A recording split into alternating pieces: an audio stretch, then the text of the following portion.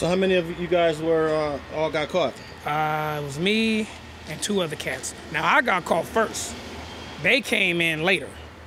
Oh, so they were able to get away initially? They didn't get away, but they drove. Because remember, the dude drove off. So they caught him down the line somewhere. But they had my funky ass right on the curb with a broken arm. I couldn't go nowhere.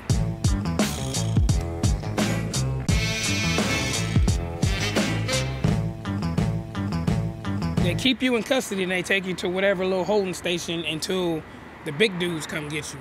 And when they come, like I said, it ain't no more badge and, guns. It's suit and tie. So when they come get you, they came in this big ass black car and put me in the back seat.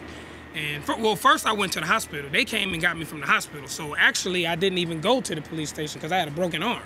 So they came and got me from the hospital. And when they came in, they came with their notepads, just like you see on TV, same shit, asking me questions. And it was just bad, all bad. What fucked me was the gun. The gun is 5 years automatically. Ain't no discussing that. Then we'll talk about what you're gonna do with the gun. How many guns were there? It was 1. So can they give all 3 people 5 years for the gun, for one gun? They gave me money for the gun because we all knew it's called conspiracy or something. So say for instance, real quick, if you come get a gun from me and to go do something, I can get in trouble too because they're gonna say I knew what you were gonna do with it. So yeah, that's what they got me on. But it didn't help that I was a first-time offender. It didn't help that I never been to jail. None of that shit meant nothing to them. I could have went to trial, but I'm like, you know what? Maybe this is some shit from my past getting caught up with me, so let me go on and walk it off and just take it like a man. What was the criminal justice system like on that federal level, going back and forth from court back to MDC? Oh shit, man, it was a headache because they wake you up early in the morning, you gotta strip, put these chains on, because it's the marshals coming to get you. So you go down, you strip, do all that shit. Then you might get there and sit in that funky ass, nasty ass holding tank with 20 other dudes. And you might say, you know what? Oh, you come, it's a dry run. They gonna postpone it to 3 months later. So now you gotta reverse and do the same shit again. Put the chains back on, strip, and go back up. Then they get this damn raggedy ass bag lunch. It's just, after about 2 or 3 times of going through that, you're like, man, just give me my sentence, let me hit the yard and start doing my thing. But the good thing about MDC is it wasn't like county jail. It was a little cleaner, a little smoother, something like that. But you didn't have a big dorm with everybody. It was more 2 to a room, and they lock you in, and you got to come out. And then when they lock you in, every 4 o'clock, no matter what prison you in, you stand up for counts, called 4 o'clock counts. So they'll come and knock on your door, and that's how they tell if you dead or if you hurt, because you just can't lift. They want you standing up. So then they'll count you and shit like that. So yeah. So did your affiliation with Tree Top Piru ever come into your court proceedings? No, not at all. No, they didn't give a damn about that. No, they didn't know nothing. But once I got to prison, they strip you and they take pictures of all your tattoos, so they seen my gang tattoos. But it never affected me as of we getting more time. Now, probably in the state, it probably would have. But federal, nah, it didn't, because it was like the United States government versus you. It's not the state of California or the state of whatever. So I was, and in there, you're government property. So if I fuck you up, it could be a case against me because I destroyed government property. So you are government property. I still remember my fucking number too. They give you, it's like a little credit card with your picture on there and your ID and to say Federal Bureau of Federal Prisons on it. So at some point you got to call your mom up. What was that like? Okay, now before I hit the pen or the yard, I'm in MDC. So I call her up, that was like, everybody pretty much, once I said I was in jail, I was like, I pretty knew that was coming, you know what I'm saying? It wasn't a surprise. Oh my God, I can't believe it. Our mom, he didn't do it, and he's this and that. And my family wasn't like that. They didn't say he did do it, but they was pretty much like, okay, nigga, they ain't lying. We already knew what you was up to.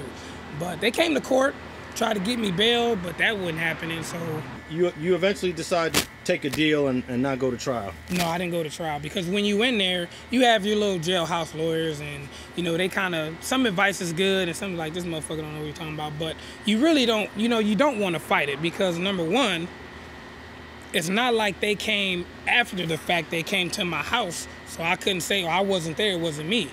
They already got me in the high-speed chase. Now, if they would have caught me later on, I could have fought it a little better, saying, well, I didn't know what they was doing, but they caught me in motion, live time, so I couldn't even, what's the use of going to trial? I still believe to this day, if I wouldn't have broke my arm and I was on foot, I would have got away. I really believe I would have got away because I was young, skinny, and I had the adrenaline going, and I knew the little streets, I would have got away. But just because I had this fucking arm and tumbled in the streets, they got me. All right, so it's been over 20 years since you caught that bank robbery case, huh? Yep. And they never linked you to any other bank robberies at that time. Thank God, no. Which is crazy because you would think by the time you're doing your 4th or 5th or 6th bank robbery, they already know, all right, we're on the tail of some of these dudes. At least I would have thought, okay, anything that happened in the Long Beach area, bank robbery, or even in Compton, they would have tried to link me to it. But no, none of that came about. So I was pretty lucky, man. I was pretty lucky not to get no other bank robberies attached to me. I got 100 and something months that equal out to 7.5. So I end up doing 7 because of the 6 months halfway house. I could have got lesser with the drug program, but I didn't have a drug offense. I had a violent offense, so I couldn't get no extracurricular, taking this class, taking that class, because I had a violent offense. What's the first thing you did when you came home? I was in Arizona, so I had to fly home, and at that point, I never been on a plane. So when I fly home, and I'm in Arizona, and then I hear the little man on the intercom saying, "Welcome to LAX." So that let me know I'm fucking home. Wow. So when I get off the plane, now mind you, I've been in jail all these years, since my 20s. So I get out and everything is different. People on cell phones, they bumping into you. So I had no baggage because I didn't have to bring home nothing. So I'm just sitting there looking at all these people I'm like, wow. It's just, it was wild because everything was just so fast. So my aunt came and picked me up, and the first thing I had was Subway sandwich.